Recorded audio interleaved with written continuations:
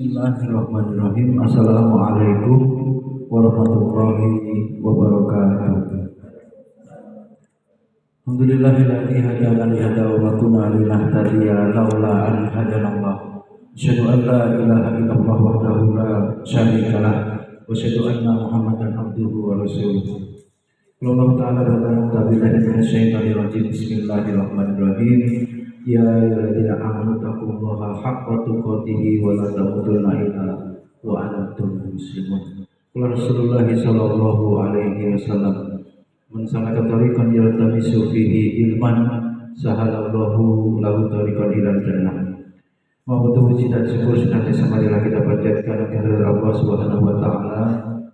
Segala curahan iman dan karunia, alhamdulillah pada kesempatan pagi hari ini kita dapat kembali bermajelis ilmu di Masjid Al-Taqwa ini. Insyaallah pada pagi hari ini kita akan mengkaji hidayah, ya, yang mana hidayah ini tak ternilai harganya, bahkan tidak mungkin dibeli, ya.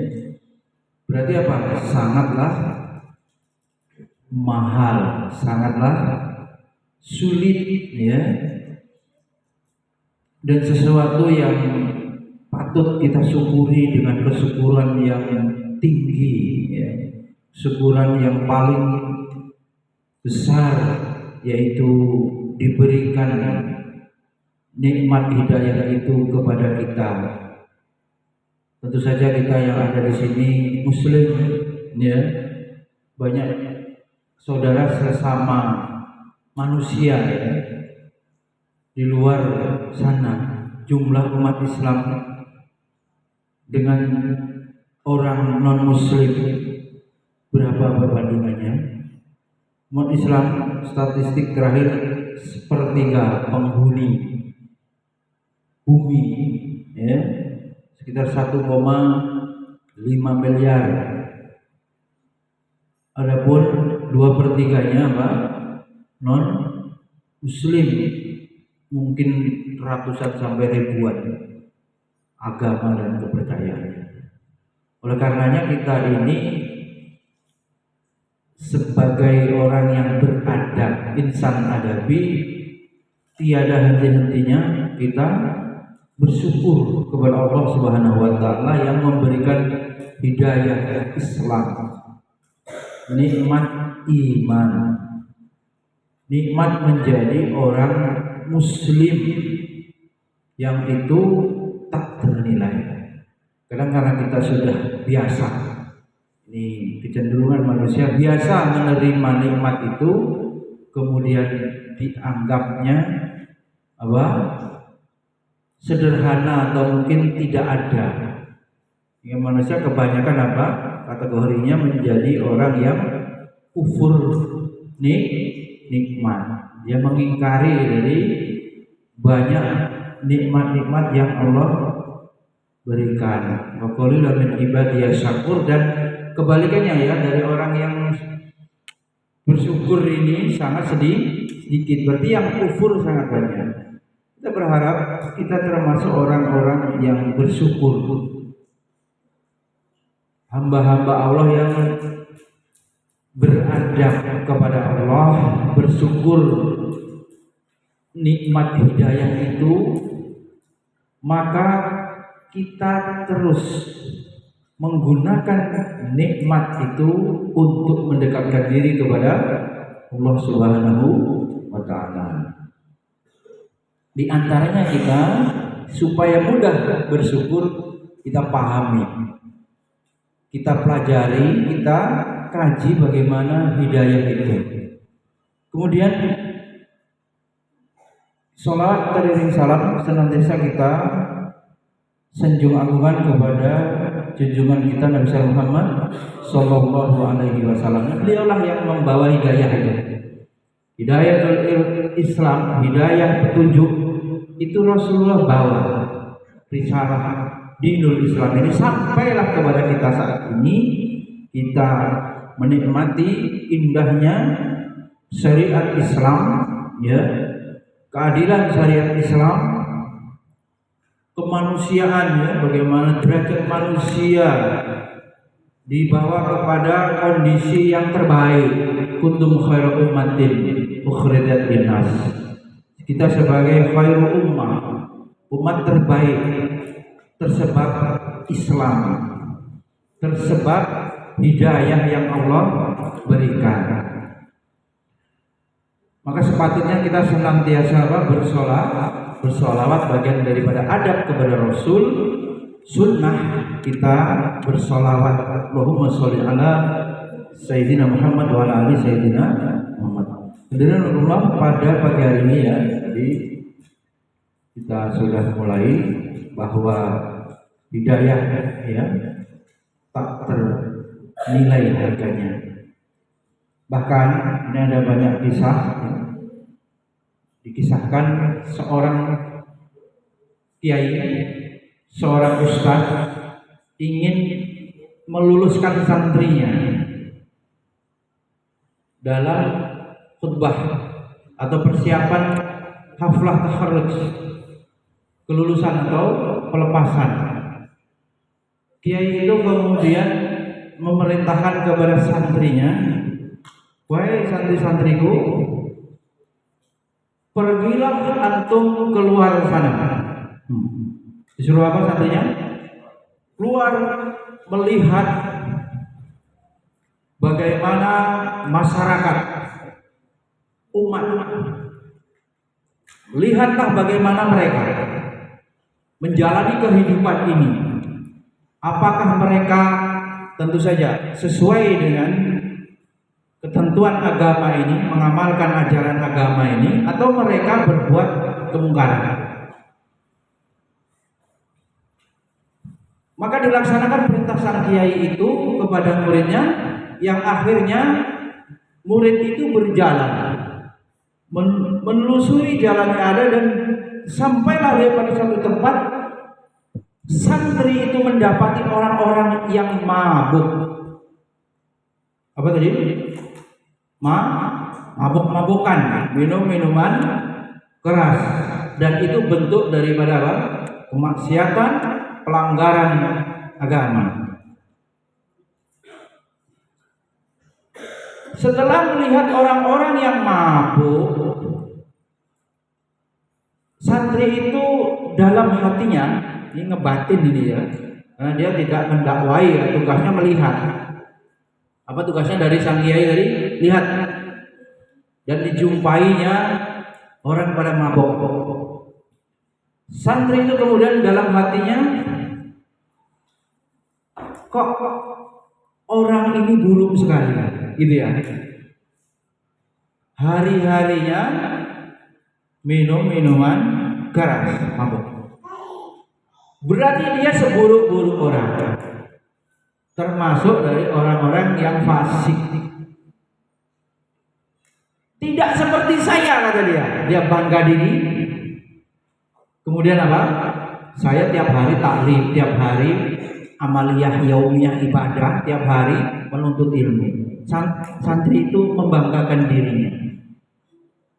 Yang jelas saja dibandingkan dengan pemabuk tadi, dia isinya hari-harinya dosa. Dengan mabuk dia bisa berjudi karena pikiran otaknya, sarafnya rusak, kendor, nalar berpikirnya rusak. Dia bisa berzina, dia bisa mencuri. Berawal dari minuman keras. Kembali kepada keadaan hati santri ini, ternyata apa? Dia bangga diri, kemudian menganggap ini kalau orang ini mati, pemabuk ini akan menjadi seburuk-buruk orang, dia akan masuk neraka. Dari situ kemudian seakan-akan ada kepastian, seakan-akan sudah otomatis orang yang pendosa sejati itu tadi, yang ahli maksiat tadi, selama-lamanya akan seperti itu. Itu dalam benak santri, sehingga dia seperti berkeyakinan, wah Allah gak memberi hidayah. Ternyata apa? Waktu berganti, ya, dikisahkannya orang yang pemabuk tadi bertaubat sebelum meninggal. Dia menerima atau kembali kepada jalan yang benar. Dan tidak ada jaminan santri yang mondok tadi terus dalam keadaan memperoleh hidayah, terus husnul khotimah. Tidak ada jaminan. Kenapa demikian? Hati manusia berbolak-balik. Allah yang menggenggam hati hamba-hambanya itu, baik itu ahli maksiat, baik itu ahli taat, bisa berbalik. Yang maksiat kemudian taat, hijrah dia menjadi orang baik. Yang ahli ibadah, ahli agama pun bisa tergelincir masuk ke dalam jurang kemaksiatan yang akhirnya kondisinya seperti tertukar. Ya, yang alim, yang abid jadi fasik. Yang fasik, ahli maksiat jadi taat bertaubat. Dan itu banyak kejadian seperti itu para santri. Maka kemudian Pak Kiai itu memberikan kesimpulan bahwa hidayah Allah itulah yang sangat mahal, dan itulah yang harus kita cari, itulah yang harus kita minta dalam doa-doa kita. Allahumma inni as'alukan huda. Dan juga sekaligus bagi para guru, ya, dai, asatid yang ada, jangan pesimis. Jangan merasa kecil hati atau putus asa, naudzubillah, bahwa santri-santri yang ada ini hati-hatinya ada di genggaman Allah. Maka mohonlah kepada Allah hidayah untuk mereka. Doakan mereka yang pada akhirnya mungkin ada yang bandel, mungkin ada yang nakal, itu bisa berubah. Sebagaimana kisah tadi, sangat mungkin. Jika akhirnya menjadi baik sesuai dengan harapan dari orang tua, sesuai dengan tujuan pendidikan kita di sekolah ini. Ya. Innama bu'istu liutammima makarimal akhlak. Hadis Nabi memberikan kepastiannya bahwa orang itu bisa berubah. Santri yang bandel itu bisa berubah. Santri yang belum baik itu bisa jadi baik. Asbabnya yang perlu kita upayakan, ikhtiarkan. Termasuk juga banyak orang tua yang kemudian mengeluhkan, anak saya sudah dipondokkan kok masih bandel, kok masih nakal. Mungkin saja ada yang melawan, durhaka, baik kepada guru atau durhaka kepada kedua orang tuanya, masih berbuat dosa atau kriminal, bahkan sudah pondok, sudah sekolah sekolah tahfiz kah, sekolah IT kah, sekolah ormas tertentu, ya, sekolah Muhammadiyah, sekolah Ma'arif, sekolah Matla'ul Anwar misalnya, sekolah Dewan Dakwah, kok masih belum berubah. Istilahnya apa sekolahnya enggak mengajarkan kebaikan, enggak mendidik, itu tidak ada sekolah yang mengajarkan keburukan. Maka jawabannya apa? Hidayah itu belum Allah berikan.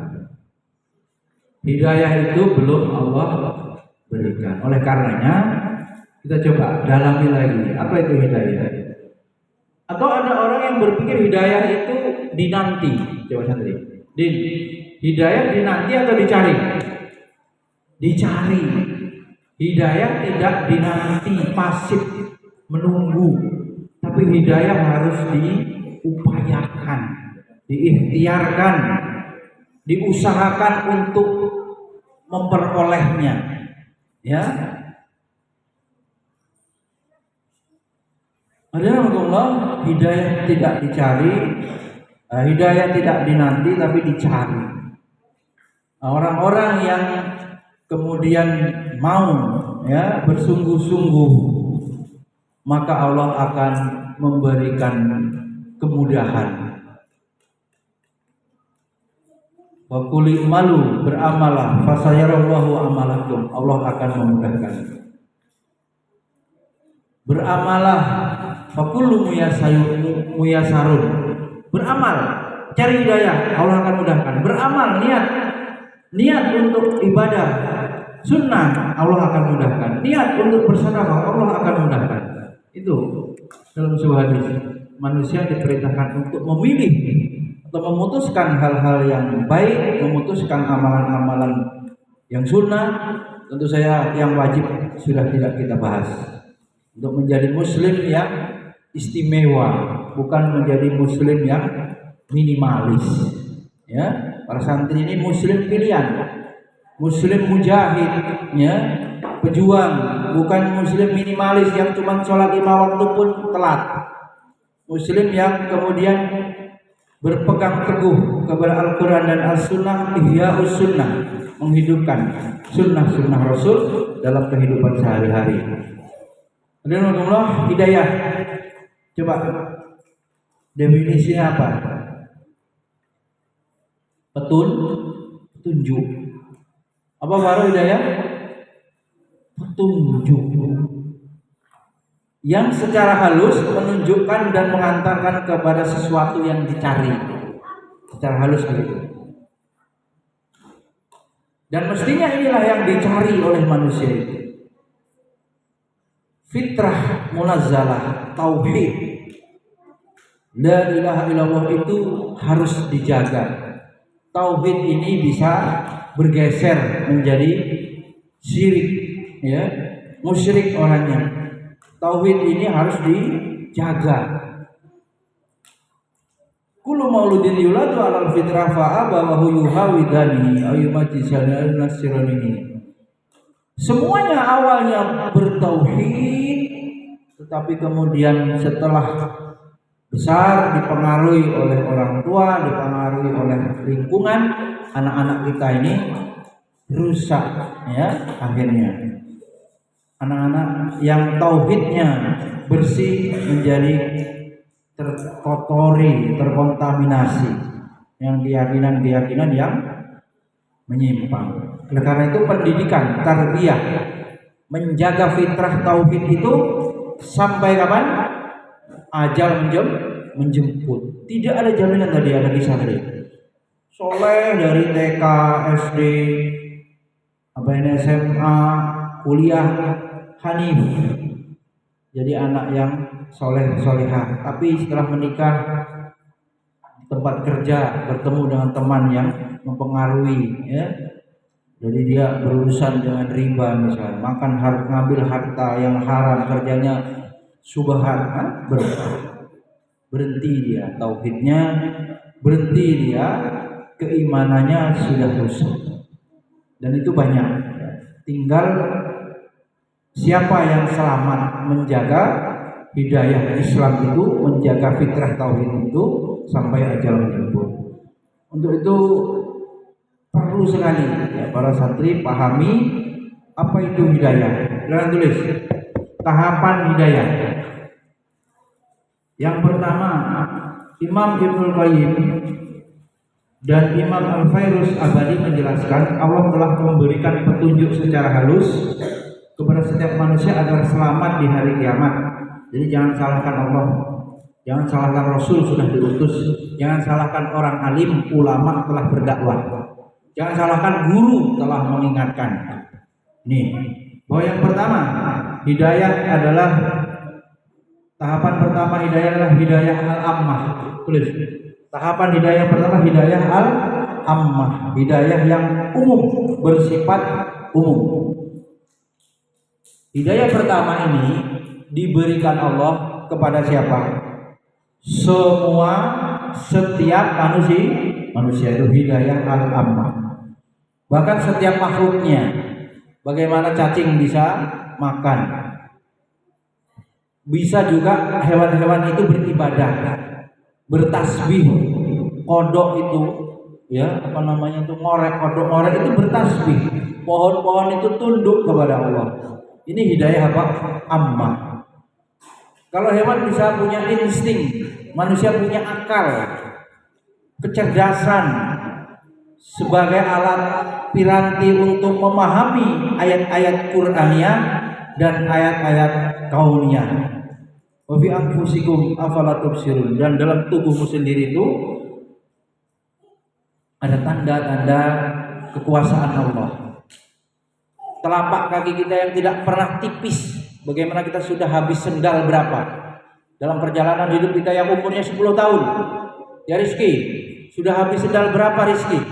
Sejak seperti Hisan mungkin 1,5 tahun sudah dibelikan sandal, sampai kamu sekarang 10 tahun sendalnya sudah habis berapa? Tak terhitung, bisa puluh-puluhan. Tapi telapak kakimu tidak pernah habis ya Zahid. Telapak kakimu masih ada, tidak tipis. Ya, itu sebagai bukti kauniyah Allah dalam tubuh kita. Bahkan secara medis tubuh kita itu bisa mengobati, ya. Sistem metabolisme, kekebalan tubuh, imunitas itu bisa menyembuhkan penyakit. Ya, oleh karenanya dalam tubuh kita ini banyak tanda-tanda kekuasaan Allah.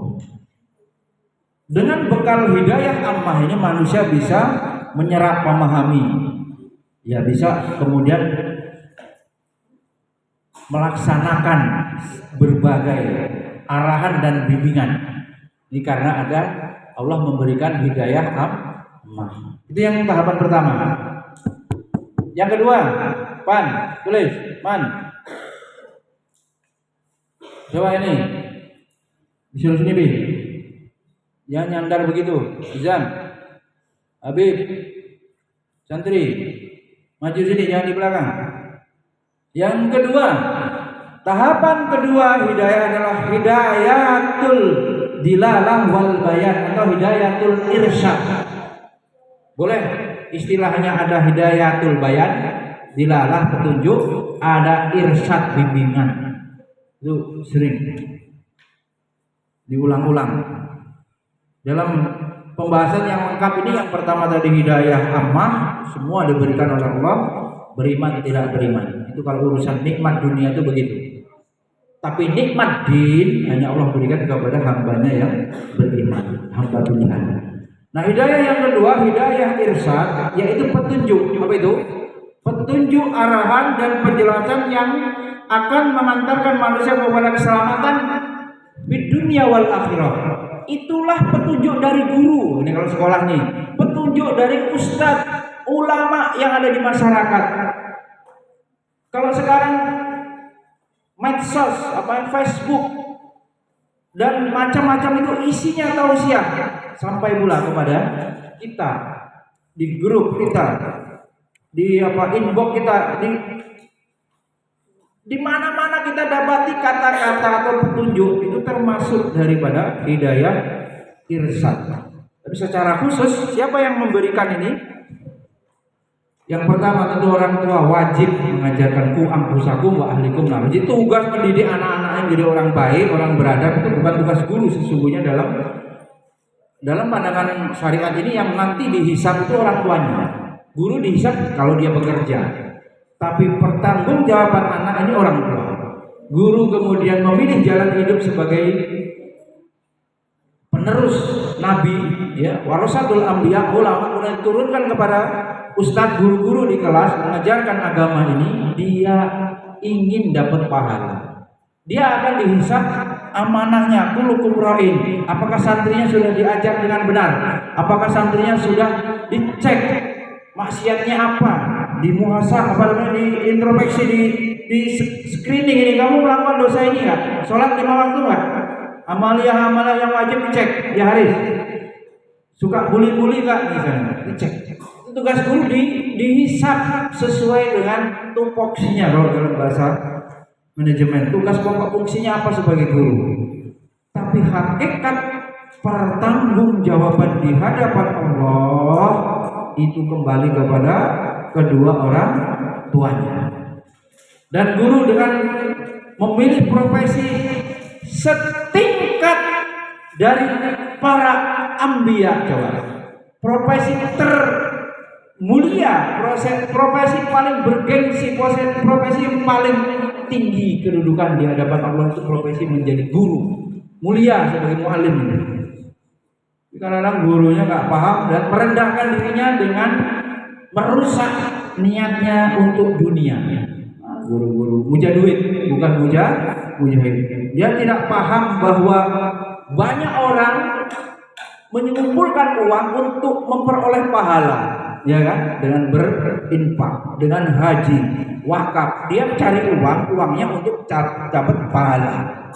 Ada yang begitu. Jadi dia memahami memang untuk memperoleh surga yang mahal itu harus diantaranya dengan uang, dengan biaya, ya.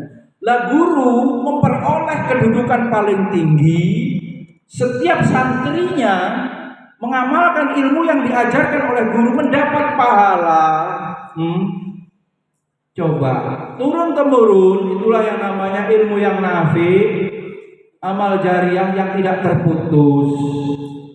Dan bahagialah orang tua yang punya anak menjadi guru, sebab adanya anak itu karena adanya orang tua, maka orang tuanya itu nggak usah ngapa-ngapain, istilahnya nunggu saja pahala dari asbab anaknya yang menjadi guru itu.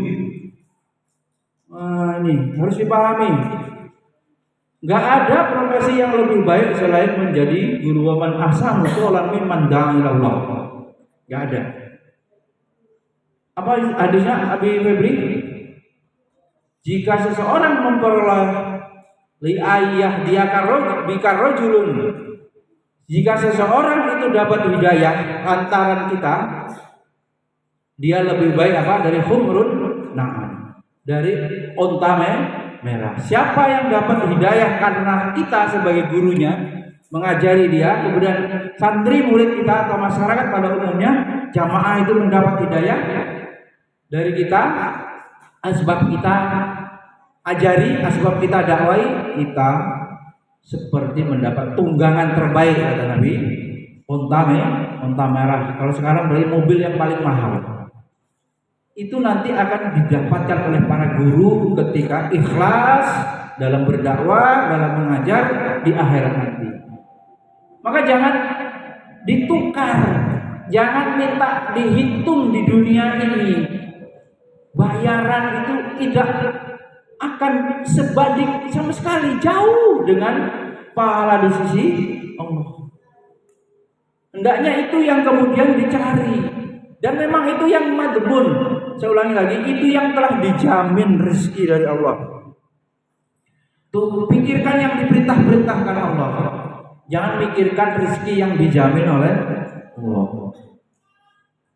Kiranya manusia itu yakin terhadap rezekinya, ya, dia akan bahagia, itu akan tenang. Siapa yang bisa menerima ketetapan Allah baru bisa merasakan tok malam manisnya iman. Kalau tidak bisa menerima ketetapan Allah dalam hal kesehatan, rezeki, apapun keadaan, tidak akan pernah merasakan manisnya iman. Karena itu hidayah, irsyad, petunjuk, bimbingan ini santri harus apa? Cari. Berarti santri harus apa? Sekolah. Orang tua kalau tidak bisa mengajarkan harus menyekolahkan, wajib. Wajib. Apalagi ilmu yang di sekolah kita ini fokus pada ilmu yang fardhu ain.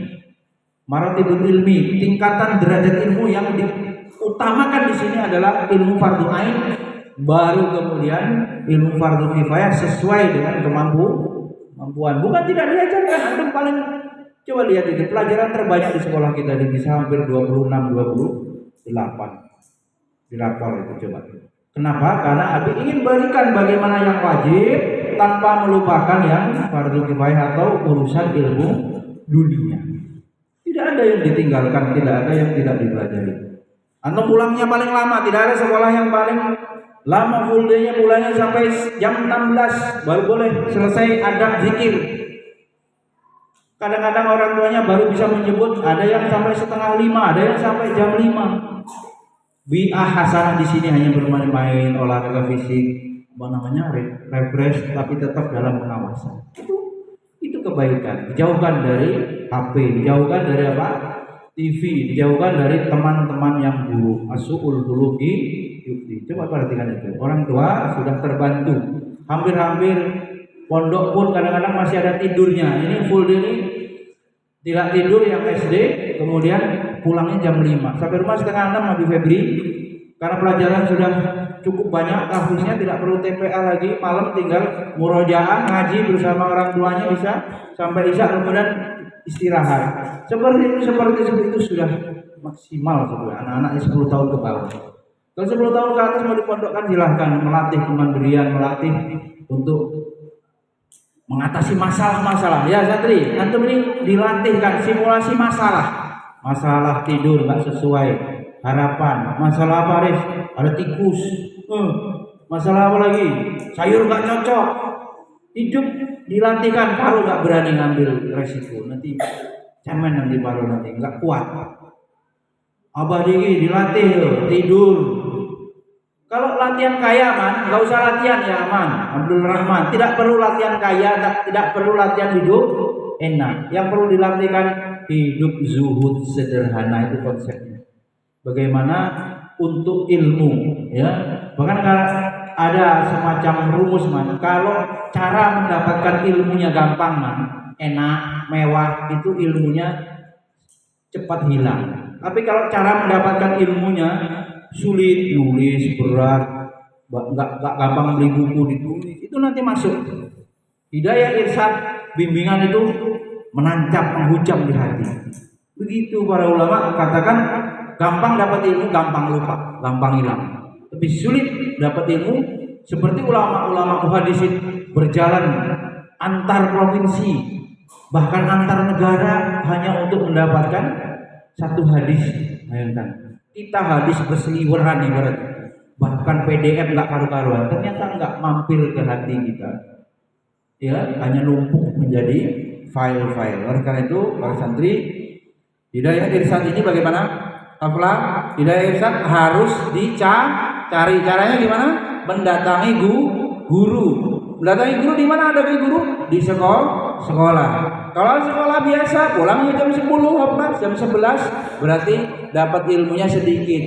Rugi, golden egg, masa emas rugi. Isi dengan ilmu. Sekolah sehari lelah, kok nggak ada mainnya? Ada.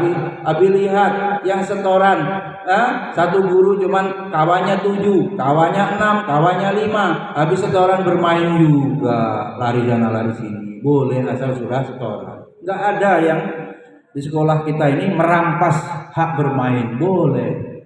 Tapi tahu kewajibannya, tahu tanggung jawabnya santri, kemudian boleh bermain. Kan begitu, selalu.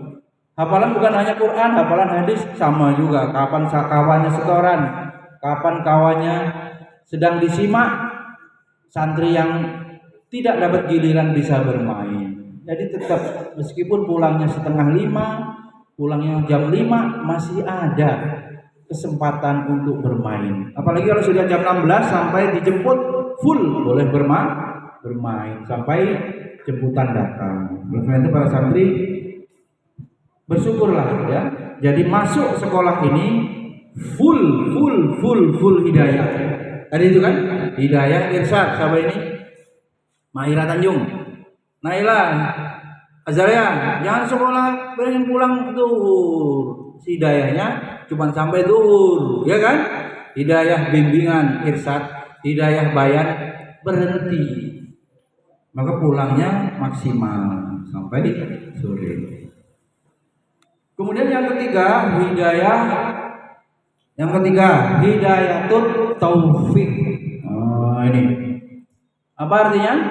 Petunjuk yang dihujamkan di hati kita, ya, yang itu hanya bisa diberikan oleh Allah.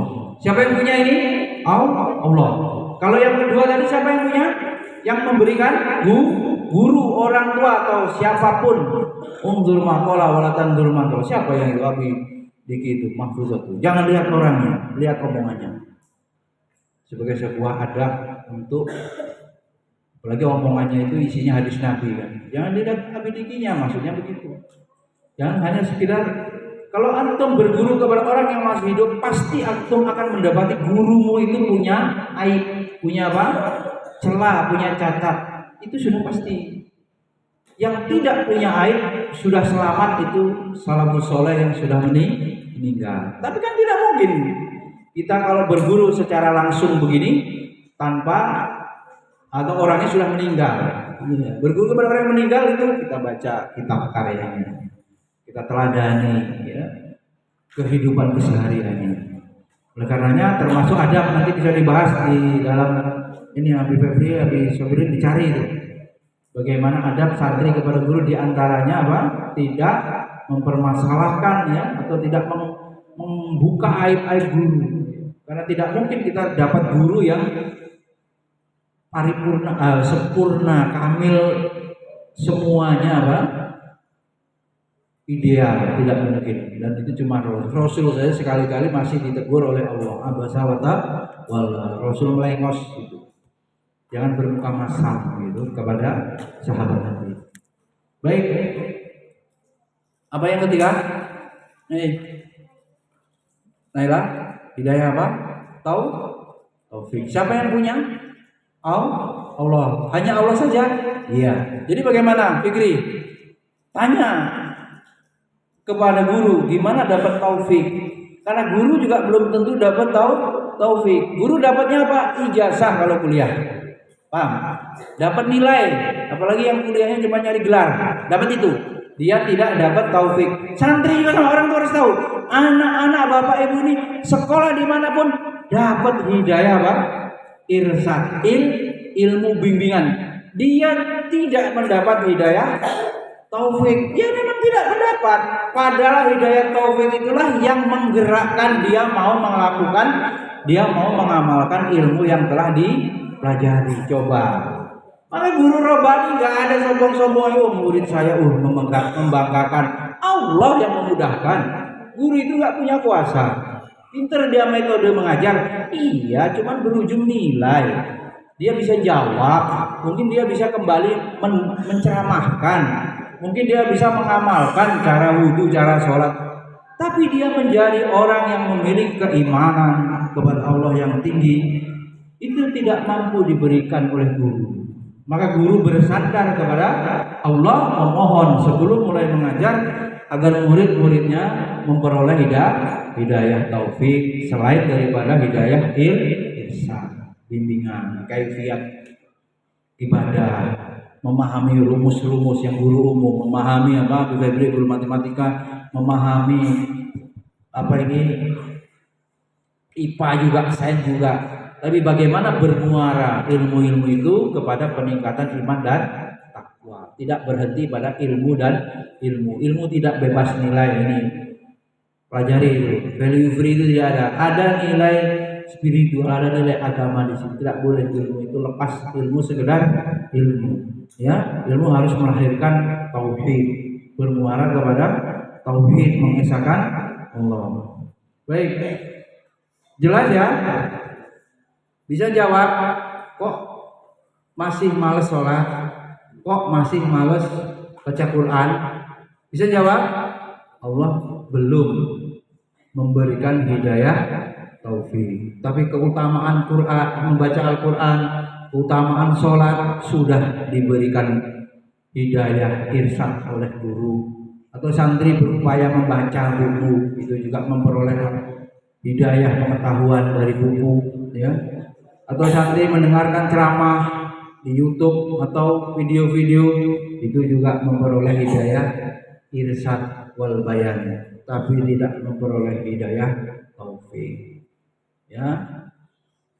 Maka bapaknya ustadz, anaknya mereman, bolak-balik suka-suka Allah.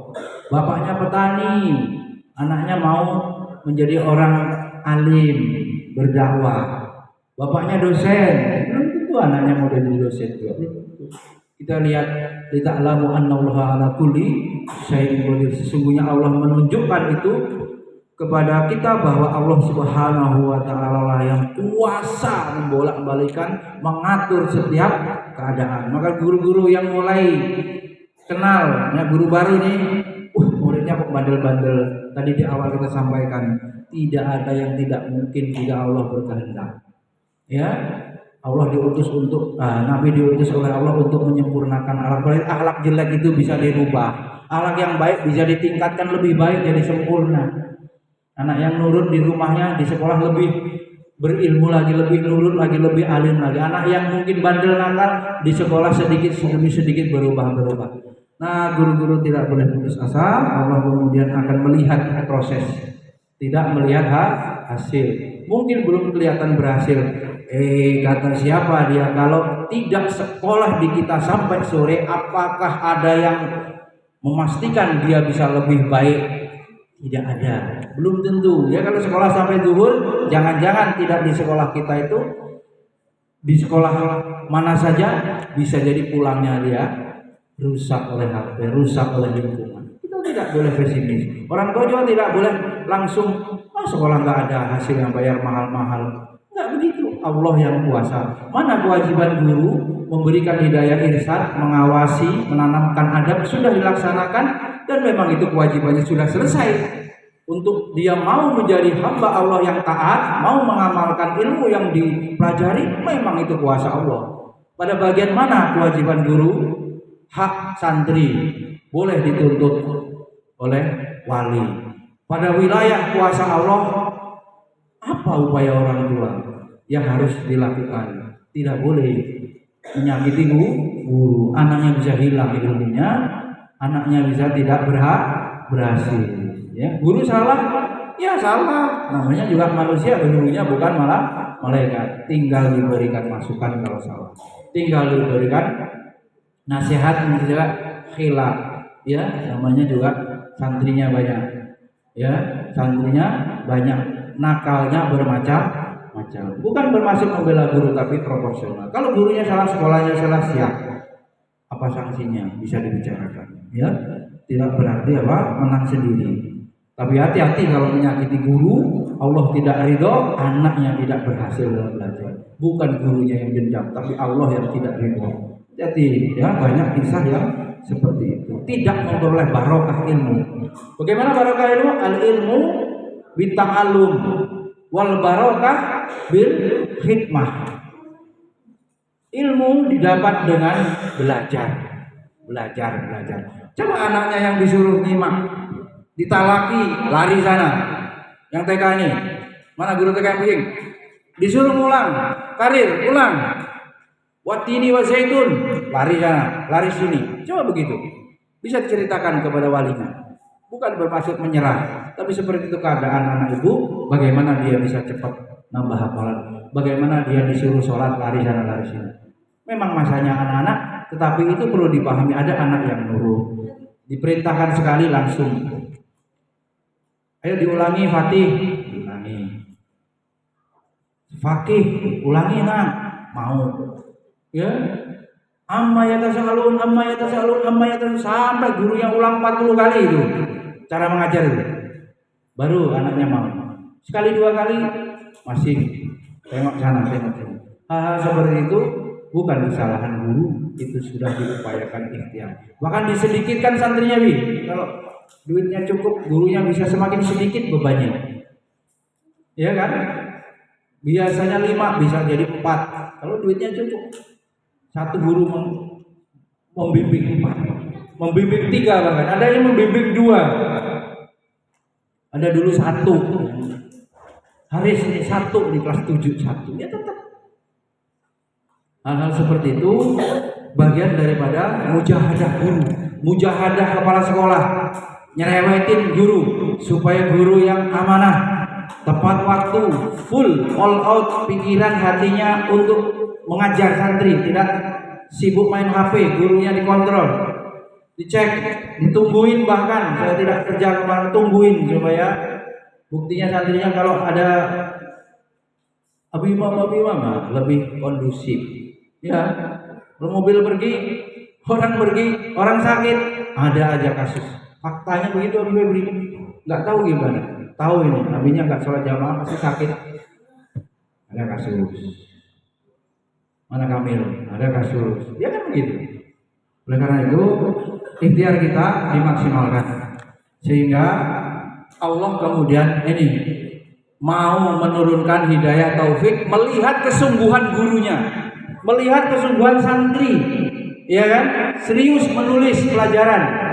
Itu ada video dari Syekh Abdul Razak, ya kan, ulama dari Makkah hadir di Indonesia, ya kan. Siapa santri yang menulis diberikan hadiah dari awal mulai taklim sampai selesai atau pertengahan dilihat, oh dari tadi ini santri ini nulis. Ini tidak nulis, ini gambar. Coba guru lihat gambar itu.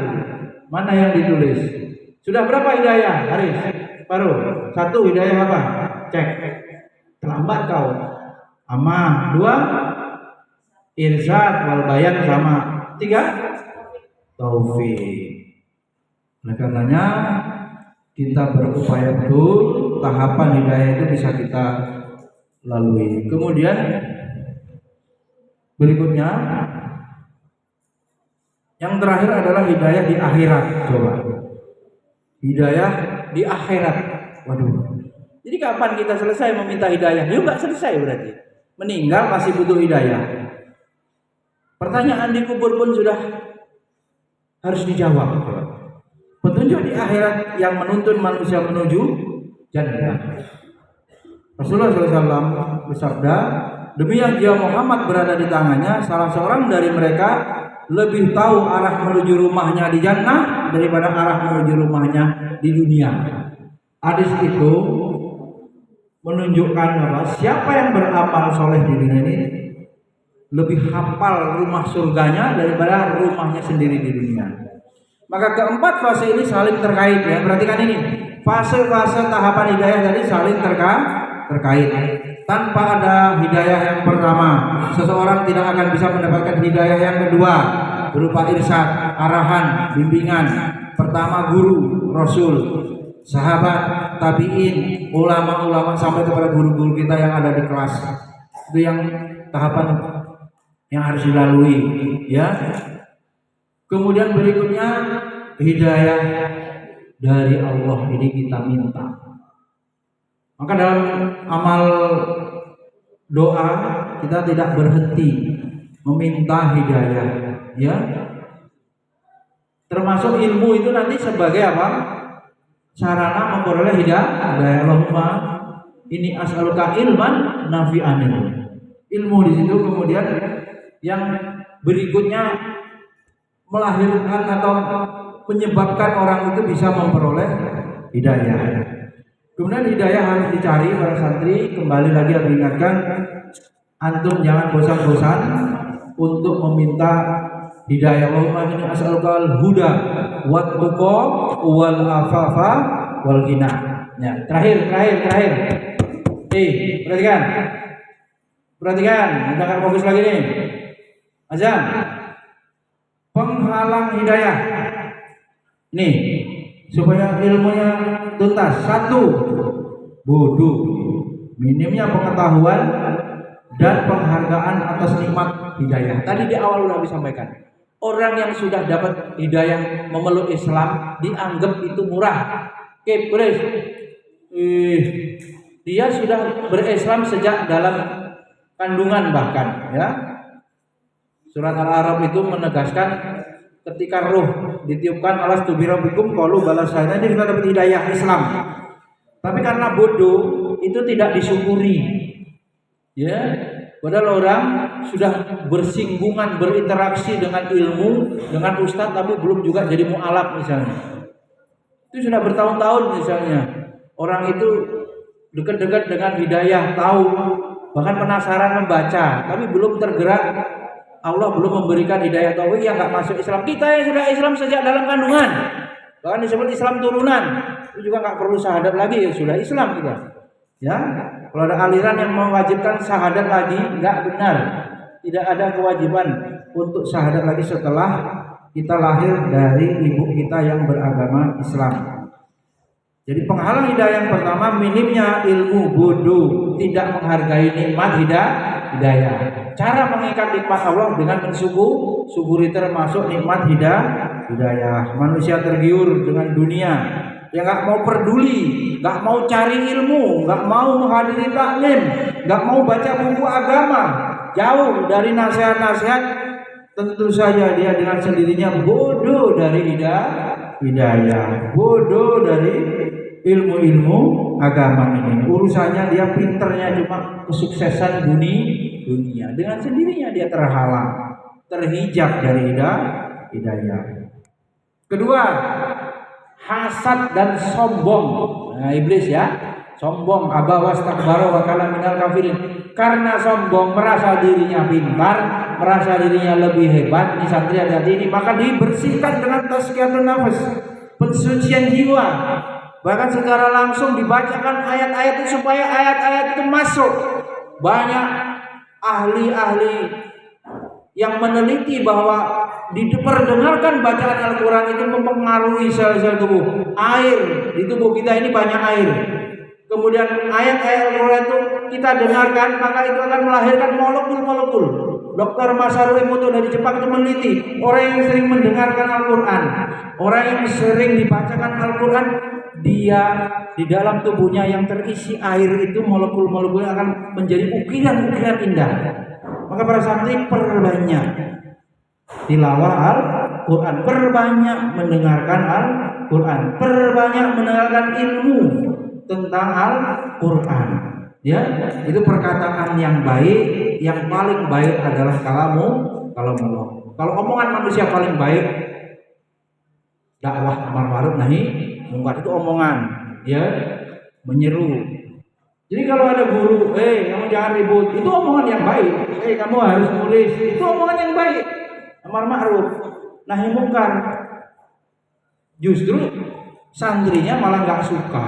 Justru santrinya malah dianggap gurunya cerewet. Karenanya para santri harus berilmu ya supaya hidayah itu masuk. Tidak boleh sombong, tidak boleh dengki. Nah, dengki ini menghalangi hidayah masuk. Apa yang menyebabkan iblis ya tidak mau atau dikatakan sebagai orang yang dikatakan sebagai makhluk Allah yang kufur, ya, termasuk dari orang-orang dari makhluk yang kafir karena hasad. Karena apa? Hasad, dengki, ya, dan karena sombong. Dua ini yang menjadi sebabnya. Mereka tahu yang benar tapi angkuh, membuat hati mereka semakin gelap, tidak bisa ditembus dengan cahaya Al-Quran. Ketiga, jabatan ini. Orang yang senang dengan jabatan ini biasanya susah mendapatkan hidayah. Banyak kisahnya, seperti orang nomor 1 di Romawi Timur menghalangi hatinya untuk menerima hidayah Islam, ya, Raja Heraklius disurati ya supaya masuk Islam. Yang keempat, syahwat, memperturutkan syahwat, hawa nafsu dan cinta harta ini banyak. Ini kalau dia meninggalkan riba, Abi Febri, takut dia miskin, akhirnya apa? Karena dia pengen harta, dia bertahan dalam riba, tapi dia tidak dapat hidayah, kan begitu. Dia pengen apa? Jabatan. Dia mempertahankan jabatan segala cara biar bisa menang. Jadi apa? Presiden, jadi gubernur, wali kota, lurah mungkin, ya, yang dipilih ya. Kalau camat kan nggak dipilih, camat ditunjuk. Itu gimana caranya? Segala cara. Akhirnya apa? Terhalang dari hidayah. Ya. Yang kelima, benci ya. Siapa yang benci kepada ajaran Islam, benci syariat Islam, benci ajaran Islam, puasa nggak suka, menutup aurat nggak suka, bayar zakat nggak suka, terhalang dia dari hidayah. Mudah-mudahan bermanfaat. Semoga Allah Subhanahu Wa Taala senantiasa memberikan hidayah kepada kita semua. Subhanakallahumma wa bihamdika asyhadu an la ilaha illa anta astaghfiruka wa atubu ilaik. Assalamualaikum warahmatullahi wabarakatuh.